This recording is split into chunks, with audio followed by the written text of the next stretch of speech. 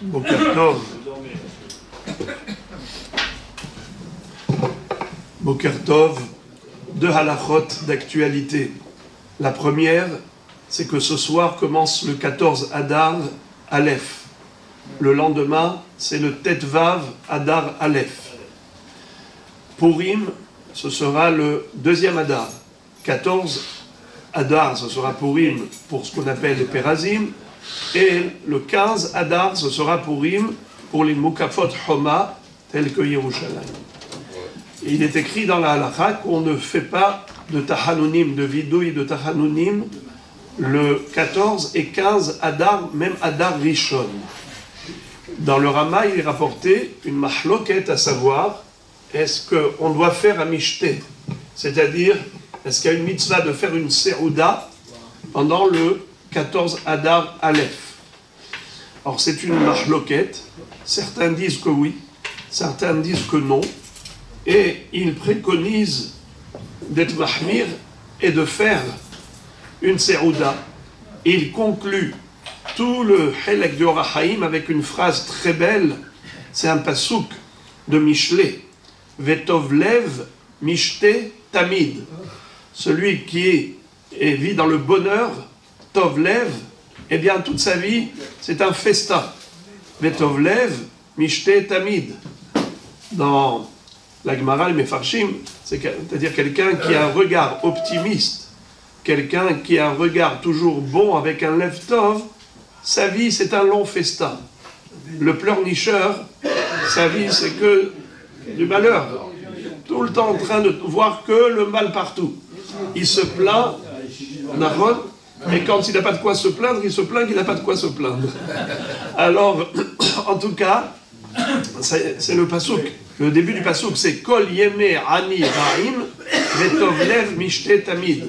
La Gemara dit Kol Yeme Ani Ra'im, c'est Ani Beda'at. Bon, en tout cas, ça c'est par rapport à cette première actualité de ce soir. La seconde, c'est par rapport à ce matin. Il y a un Sefer Torah qui était prêt, qui se trouvait devant.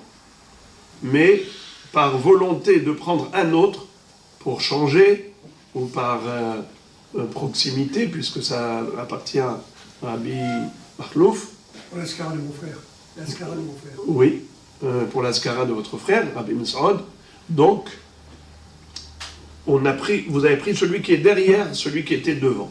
Alors, il faut s'organiser avant, pour ne pas se retrouver confronté à une telle situation où on est obligé de retirer un livre pour prendre celui qui est derrière. Pourquoi ce n'est pas bon de faire ça? Parce que si on fait sortir celui qui est devant et après on le remet, une fois qu'on a pris celui qui nous intéresse, les gens peuvent penser que ce Sefer Torah n'est pas kasher, qu'il n'est pas soul. Et donc ça s'appelle Motzi Pgam à la Rishon. Les gens vont dire que le premier, il n'est pas goum. C'est un bisayon du Sefer Torah de dire qu'il n'est pas soul alors qu'il est kasher. C'est la raison pour laquelle il faut s'organiser avant. Maintenant, si on ne s'est pas organisé avant et qu'on a déjà fait sortir celui qui est derrière, est-ce qu'il faut maintenant remettre celui qu'on a fait sortir pour faire de la place? Il faut le remettre dans le Echal ou bien il faut le laisser à l'extérieur? Il faut le remettre à l'intérieur, il ne faut pas le laisser à l'extérieur. Pourquoi? Parce que c'est un bisayon de l'avoir fait sortir et ne pas avoir lu dedans. Quelle est la preuve? Quelle est la preuve que tout ça, Rabotaï, ce n'est pas un reproche que je fais. C'est une halakha qui nous est donné l'occasion maintenant d'étudier grâce à ça. Heureusement qu'il y a eu cette histoire, parce que sinon on n'aurait pas pu étudier.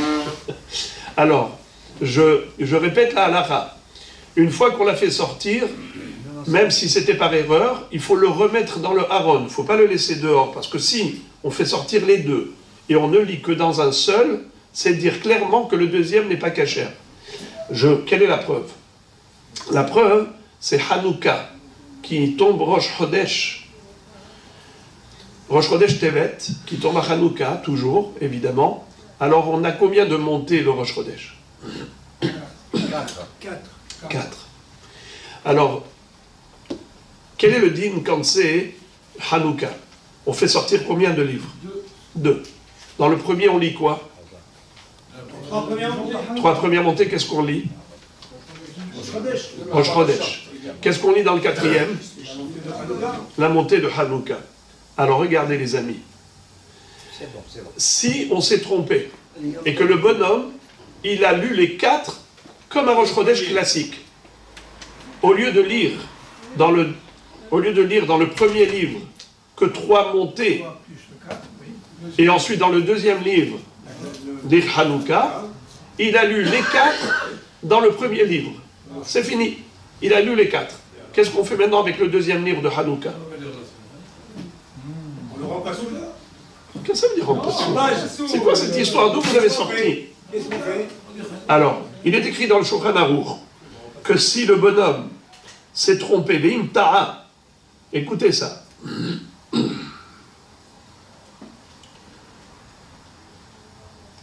S'il n'a pas fait sortir 2 livres, il avait fait sortir qu'un seul livre, et il a lu les 4 Rosh Chodesh, alors ils n'ont pas besoin de faire sortir un deuxième livre pour lire le sujet de Hanouka. Vous entendez? Rosh Chodesh Tevet, on doit lire Hanouka. Ils ont oublié de faire sortir un deuxième livre, ils n'ont sorti qu'un seul. Et ils ont lu les 4 Rosh Chodesh comme un Rosh Chodesh classique. Est-ce qu'il faut faire sortir le deuxième livre pour lire le sujet de Hanouka? Non. Réponse, non. Mais s'ils l'ont fait sortir, ils ont fait sortir 2 livres. Alors écoutez bien. Imotzi ou Sefer Sheni, Mishum Pegamo, pour ne pas que les gens disent qu'il n'est pas kasher, Tsarir Likrot Hamishi Beshel Hanouka. On fait monter encore une 5e personne pour lire le sujet de Hanouka, pour pas qu'on dise qu'on a fait sortir ce Sefer, on n'a pas lu dedans, parce qu'il n'est pas kasher. Alors que ça n'existe pas 5 montées. À Rosh Chodesh, on n'a pas 5 montées, mais on fera monter un 5e. Que pour ne pas dire qu'il n'est pas caché. Donc on ne fait pas sortir un Sefer et on ne lit pas dedans. Alors c'est vrai que c'était aussi une erreur de faire sortir un premier Sefer et de sortir le deuxième. Mais maintenant que tu as sorti le deuxième, remets le premier. C'est mieux que de le faire sortir et ne pas lire dedans. Donc, je répète, ne pas se retrouver dans cette situation. Mais si on s'est retrouvé dans cette situation, Bédia Avad, alors on le remet à sa place. Pourquoi ce n'est pas un bisayon de le remettre dans le Haron à Kodesh une fois qu'on l'a fait sortir et on ne lit pas dedans?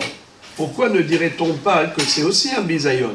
Alors il y a une halakha qui dit que la même personne ne doit pas monter 2 fois au Sefer Torah dans la même lecture. Nahon, il est monté déjà une première fois, tu ne peux pas le faire monter une deuxième fois dans le même Sefer. Ou dans, pourquoi? Ou même dans un autre Sefer. Pourquoi? Parce que dans le même Sefer, il peut, excusez-moi. Une personne, elle est déjà montée, elle peut remonter une deuxième fois dans le même Sefer. Par exemple, dans la période du Corona, il y avait des gens qui avaient un Sefer Torah dans leur balcon, et tous les autres étaient là à écouter, mais comme ils ne pouvaient pas monter au Sefer Torah parce qu'ils étaient éloignés les uns des autres, alors la même personne, elle montait 7 fois. Il fait Barechu, et il fait la Bracha Harona, il refait, les 7 montées tout seul. Mais pas dans un deuxième livre. Pourquoi? Par exemple, quand on fait sortir 2 livres, il ne faut pas que la même personne elle monte dans le premier livre, et après elle monte dans le deuxième livre. Pourquoi? Parce qu'on va dire, ah, pourquoi le deuxième livre? C'est parce qu'il n'est pas caché le premier. C'est un problème. Mais si ce sont 3 personnes différentes, ce qu'on appelle gavré, des personnes différentes, alors là c'est permis dans plusieurs livres. Mais la même personne qui relit dans un autre livre, ça veut dire que oui, les gens vont dire « Ah, tu veux savoir pourquoi ?» Parce que le premier était pas Et il a lu dans le deuxième, c'est parce que le premier, il est monté dans le premier, mais il n'est pas quitte du premier parce que le premier n'est pas caché.